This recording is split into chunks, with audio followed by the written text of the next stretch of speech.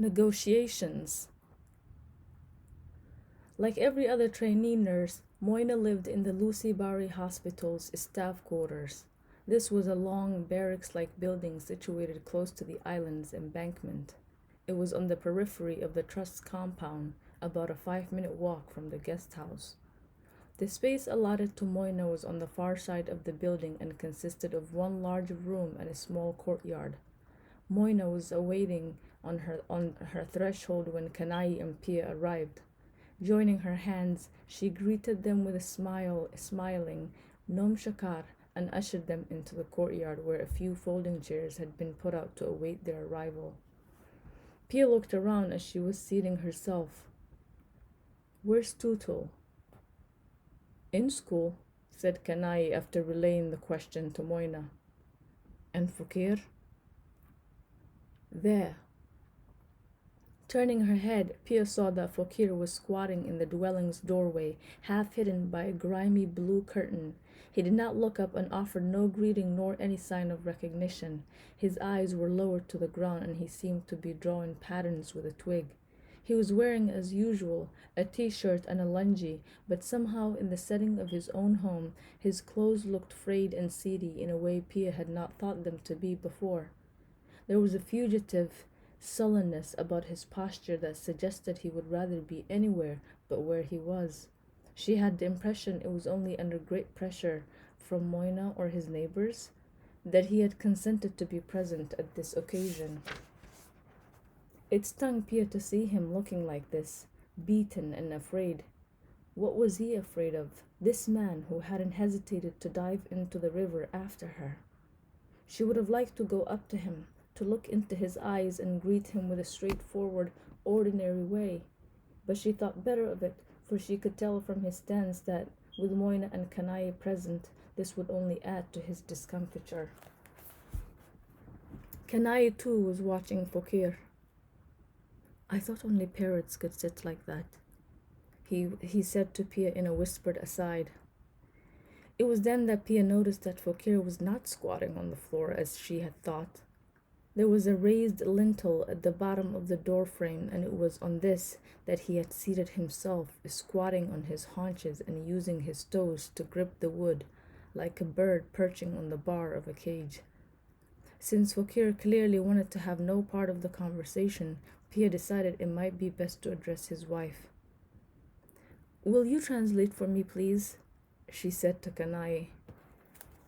Through Kanai, Pia conveyed her gratitude to Moina and told her that in return for all Fakir had done for her, she wanted to give a gift to the family.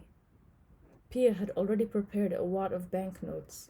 She was taking it out of her money belt when she noticed that Kanai was leaning back to make room for her to reach over to the chair beside his. Moina, meanwhile, was sitting forward with an expectant smile. It was evident that they had both assumed Pia would hand the money not to Fakir, but to Moina. This was in fact what Pia herself had intended a moment ago, but now with the money in her hands, her sense of justice rebelled. It was Fakir who had risked his life in pulling her out of the water, and it was only fair the money should go to him. After everything he had done, she could not treat him as if he didn't exist. Whether he chose to give the money to his wife or his family was his business. It was not for her to make that decision for him. Pia rose from her chair, but was quickly preempted by Moina, who stepped before her with an extended palm. Thus forestalled, there was nothing Pia could do. She handed the money to Moina with as much grace as she could muster. Moina says she's very happy to accept your gift on behalf of her husband. Fakir, she noticed, had sat through this without making a move. It was as if he had grown accustomed to being treated as though he were invisible. Pia was going back to her chair when she heard Fakir say something that provoked a sharp response from Moina. What did he say? Pia whispered to Kanai. He told her it didn't bode well to take money for something like this. And what was her answer? She told him they had no choice. There was no food in the house and no money either. Nothing except a few crabs. Pia turned to face Kanai. Look, she said, I don't want to interfere in whatever's going on between them, but I also don't want this to be just between Moina and me. Isn't there any way we could pull Fakir into the conversation? It's him I really need to talk to.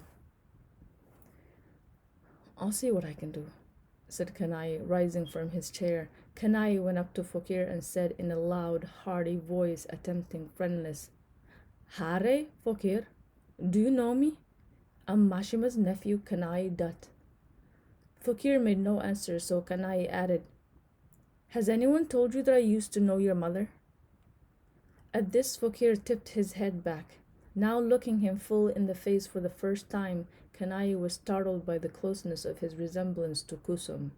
He could see her likeness in the set of his jaw, in his deep-set, opaque eyes, even in his hair and the way he held himself. But Fakir, it seemed, had no interest in pursuing the conversation. After briefly locking eyes with Kanai, he looked away without answering his question. Kanai glared at him for a moment, then shuffled his feet and went back to his chair. What was that about? Said Pia. I was just trying to break the ice, said Kanai. I told him I knew his mother. His mother? You know her? I did, said Kanai. She's dead now. I met her when I came here as a boy. Did you tell him that? I tried to, said Kanai with a smile, but he gave me pretty short shrift. Pia nodded. She hadn't understood what had passed between the two men, but there was no mistaking the condescension in Kanai's voice as he was speaking to Fakir. It was the kind of tone in which someone might address a dim-witted waiter, at once jocular and hectoring. It didn't surprise her that Fakir had responded with what was his instinctive mode of defense: silence. Let's leave him where he is, Pia said. Maybe we should just get started. I'm ready. Please tell him this. With Kanai translating, Pia explained to Fakir that she was doing research on the species of dolphins that frequented the Gargantola pool. After these past 2 days, she said it had become clear to her, as it evidently was to him, that the dolphins left the pool to forage when the water was running high during the day. Now she wanted to trace their routes and map the patterns of their movement. The best way to do this, she had decided, was for her to return to Gargantola with him. They would take a bigger boat, a motorboat if possible. They would anchor near the dolphins' pool and Fakir would help her survey the daily migrations. The expedition would last a few days, maybe 4 or 5, depending on what they found. She would pay all the expenses, of course, the rent for the boat, the provisions, and all that, and she would also pay Fakir a salary plus a per diem. On top of that, if all went well, there'd be a bonus at the end. All told, he would stand to make about $300. Kanai had been translating continuously as Pia was speaking, and when he finished, Moina gave a loud gasp and covered her face with her hands. Was the money not enough? Pia asked Kanai anxiously. Not enough, Kanai said. Can't you see Moina's overjoyed? This is a windfall for them. I'm sure they really need the money. And what does Fakir say? Will he be able to arrange for a launch? Kanai paused to listen. He says yes, he'll do it. He'll start making the arrangements right away. But there are no motorboats here. You'll have to use a botbati. What's that? That's what diesel boats are called in these parts, said Kanai. They're named for the hammering sound of their engines. I don't care what kind of boat it is, said Pia. The thing is, can he arrange for one? Yes, said Kanai. He'll arrange for one to be here tomorrow. You can look it over. Does he know the owner? Yes, it belongs to someone who's like a father to him. Pia recalled her last experience of hiring a launch and the trouble she had with the forest guard and his relative. She said, Do you think this man will be reliable? Yes, said Kanai with a nod. I know the man actually. His name is Horen Naskor. He used to work for my uncle too. I can vouch for him. Okay then. Glancing at Fokir, Pia saw there was a grin on his face now, and for a moment it was as though he had once again become the man she had known on the boat, not the sullen, resentful creature he evidently was on land.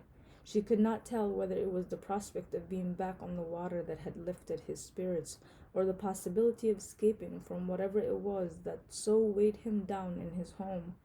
It was enough that she had been able to offer him something that mattered, whatever it was. Listen, Pia. Kanai nudged her with his elbow. Moina has a question for you. Yes?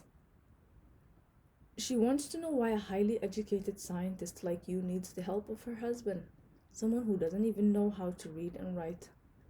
Pia frowned, puzzling over this. Could Moina really be as dismissive of her husband as her question seemed to imply? Or was she trying to suggest that Pia should hire someone else? But there was no one else she wanted to work with, especially if the alternatives were men like the forest guard. Could you please tell Moina, Pia said to Kanai, that her husband knows the river well. His knowledge can be of help to me, a scientist like myself. When this was explained, Moina responded with a retort sharp enough to draw a laugh from Kanai. Why are you laughing? Said Pia. She's clever, this girl, said Kanai. Why? What did she say? She made a funny little play on the word gyan, which means knowledge, and gan, which means song. She said that her life would be a lot easier if her husband had a little more gyan and a little less gan.